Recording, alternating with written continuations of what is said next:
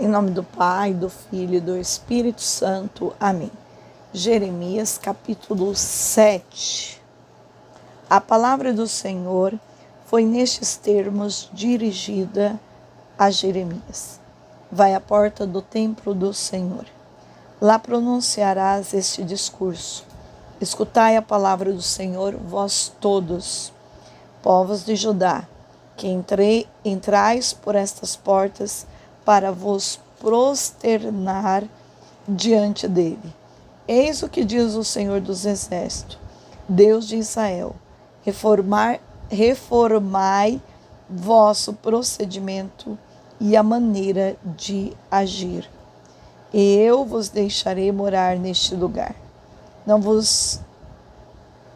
vos fieis em palavras enganadoras, semelhantes a estas. Templo do Senhor, templo do Senhor. Aqui está o templo do Senhor.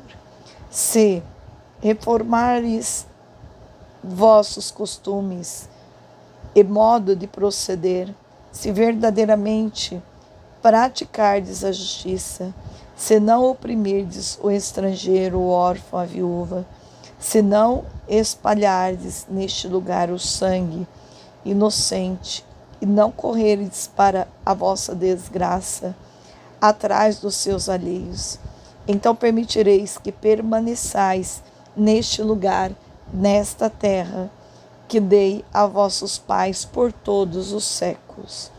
Vós, contudo, vos fiais em formas enganadoras, que de nada vos servirão. Roubais, matais, cometeis adultérios, prestais juramentos falsos, ofereceis incenso a Baal e procurais deuses que vos são desconhecidos. E depois vindes apresentar-vos diante de mim, nesta casa em que foi invocado meu nome, e exclamais: estamos salvos, para em seguida recomeçar a cometer todas estas abominações. É por acaso a vossos olhos uma caverna de bandidos, esta casa em que meu nome foi invocado? Também eu vejo oráculo do Senhor.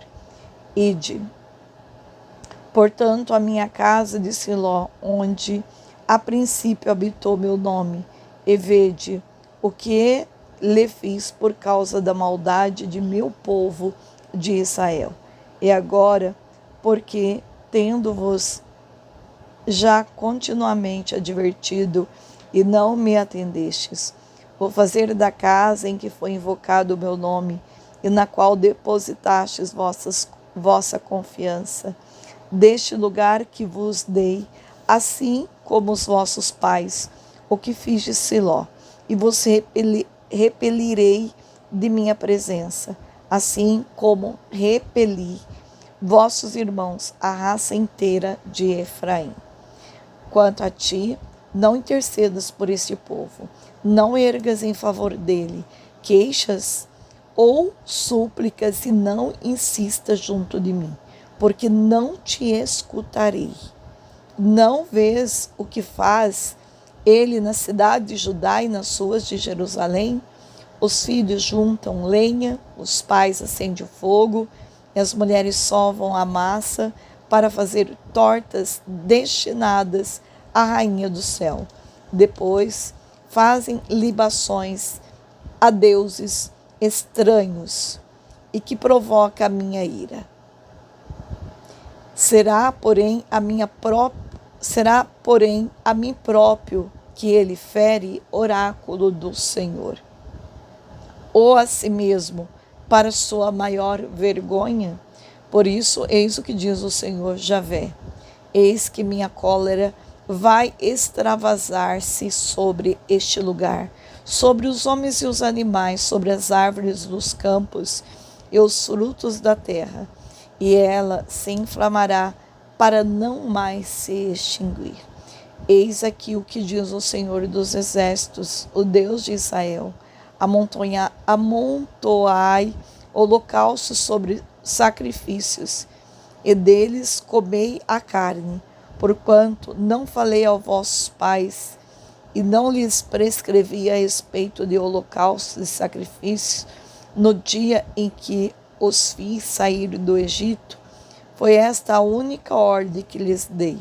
Escutai minha voz, serei vosso Deus, e sereis o meu povo. Segui sempre a senda que vos indicar, a fim de que sejais felizes. Eles, porém, não escutaram nem prestaram ouvidos, seguindo os maus conselhos de seus corações empedernidos. Voltaram-me as costas em lugar de me apresentarem seus rostos. Desde o dia em que vossos pais deixaram o Egito até agora, enviei-vos todos os meus servos, os profetas, todos os dias sem cessar os mandei. Eles, porém, não os escutaram, nem lhes deram atenção. Endureceram a cerviz e procederam pior que os pais. Quando tudo isso lhes transmitires, também a ti não escutarão. Tu os chamarás e não obterás resposta. Tu lhes dirás então: esta é a nação que não escuta a voz do Senhor, seu Deus, e não aceita suas advertências. A lealdade desapareceu, tendo sido banida de sua boca. Corta teus cabelos e lança-os fora.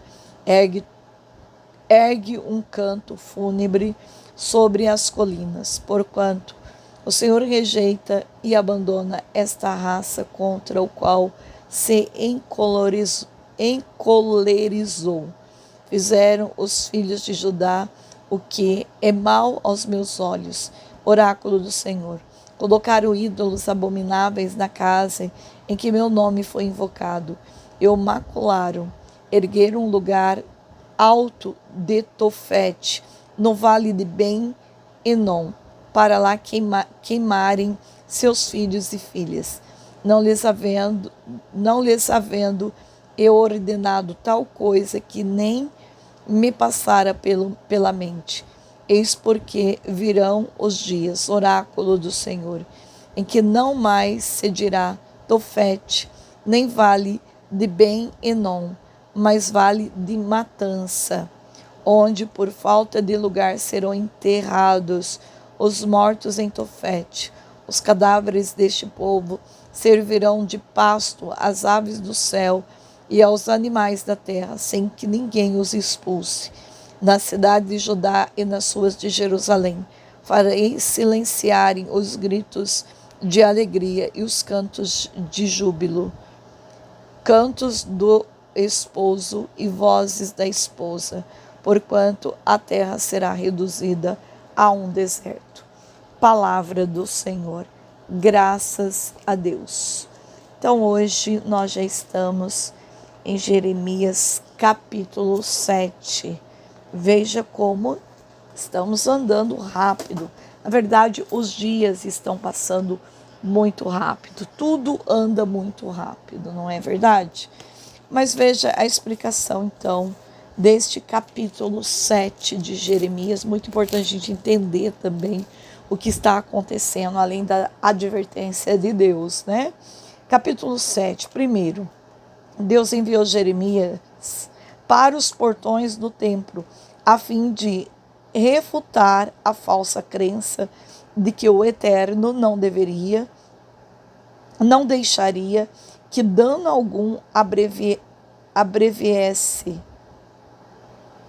que dano algum sobreviesse ao santuário àqueles que vivessem nas proximidades dele. Jeremias censurou o povo, os líderes de Judá, por sua falsa e desprezível religião, sua idolatria e seu comportamento indigno. Declarou que Judá estava prestes a ser invadida e levada para o exílio. Isso aconteceu durante o reinado de Joaquim, um marionete do Egito. Judá, chocada pela morte de Josias, passava por uma decadência espiritual que dissipou muitas coisas que Josias havia feito. Os temas desta passagem são a falsa religião, a idolatria, a hipocrisia de Judá. Jeremias quase foi morto por causa de seu sermão, mas foi salvo por alguns oficiais, como podemos ver no capítulo 26. O povo de Judá seguia um ritual de adoração, mas mantinha um estilo de vida pecaminoso. Era uma religião desprovida de comprometimento pessoal com Deus. Frequentar a igreja, participar da Santa Ceia, ensinar na escola dominical, cantar no coral, serão práticas vãs a menos que estejam verdadeiramente comprometidos com Deus. Essas atividades são boas não por causa da opinião da igreja, mas por nosso desejo de buscar e adorar a Deus. Há vários paralelos entre a maneira como os judeus veem o templo em Jerusalém e como muitos hoje veem suas igrejas. Os judeus não cultivavam a presença de Deus em sua vida cotidiana como faziam no templo. Hoje é possível frequentar belas e bem equipadas igrejas, mas não levar a presença de Deus conosco durante a semana. O edifício do templo se tornou mais importante para os judeus do que a essência da fé. Ir à igreja e pertencer a um grupo pode tornar-se mais importante do que ter uma vida transformada por Deus. Os judeus veem apenas o templo como santuário. Muitos cristãos não se veem como um templo do Espírito e usam a filiação religiosa como um esconderijo, pensando que esta os protegerá dos males e dos problemas. Jesus citou no texto, no versículo 11, ao purificador, o templo, Marcos 11, 17, Lucas 19, 46. Essa exortação de Deus serviu para repreender a impiedade que havia no templo, tanto na época de Jesus como na de Jeremias. O tabernáculo de Deus esteve em Siló, mas a cidade foi abençoada. Salmo 78, 60, Jeremias 26, 6.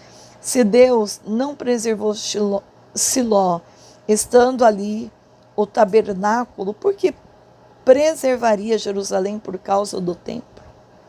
Israel, o reino norte, foi enviado ao cativeiro pela Assíria em 722 a.C.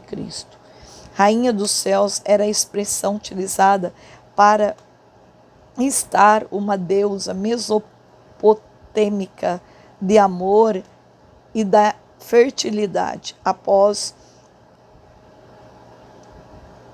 a queda de Jerusalém. Os refugiados de Judá que fugiram para o Egito continuaram a adorá-la. 44:17.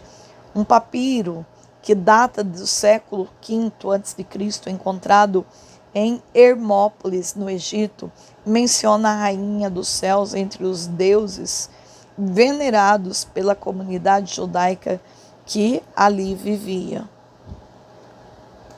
Esse versículo responde à pergunta: quem se fere quando nos afastamos de Deus? Nós mesmos. Separar-se de Deus é como manter uma planta verde longe da luz e do sol e sem água. Deus é nossa única fonte de energia espiritual. Aqueles que se separam dele prejudicam a própria vida. Deus havia estabelecido um sistema de sacrifícios para encorajar Israel e obedecer-lhe alegremente. Ele exigiu que o povo fizesse esse sacrifício não porque os sacrifícios o agradavam, como está lá em Levítico, mas porque fazia o povo reconhecer seus pecados e voltar-se para Deus. Depois de algum tempo, os israelitas continuavam a oferecer fielmente o sacrifício, mas se esqueceram da razão pela qual o fazia, e passaram a desobedecer a Deus. Jeremias lembrou a todos que, a menos que estivessem preparados para obedecer a Deus em todas as áreas da vida, não haveria qualquer sentido realizado dos rituais religiosos, como está em Oséias 6. Do começo ao fim do Antigo Testamento, de Moisés a Malaquias, vemos que Deus enviou muitos profetas a Israel e a Judá. Não importa quão ruins a circunstância fosse, o Senhor sempre levantava um profeta para falar contra as rebeldes atitudes espirituais daquele povo. Os santuários de Tofete, nome que significa lugar de fogo, eram instalados no vale do filho de Hinnom, onde os escombros e o lixo da cidade eram jogados. Esses altares eram usados para adorar Moleque, um deus que exige o sacrifício de crianças, segundo Reis 23, 10. Os caldeus transformariam este vale de sacrifício no vale da matança. Os judeus seriam mortos no lugar onde sacrificariam suas crianças em uma adoração pecaminosa e satânica a um ídolo. Hoje a palavra de Deus ela é bastante forte.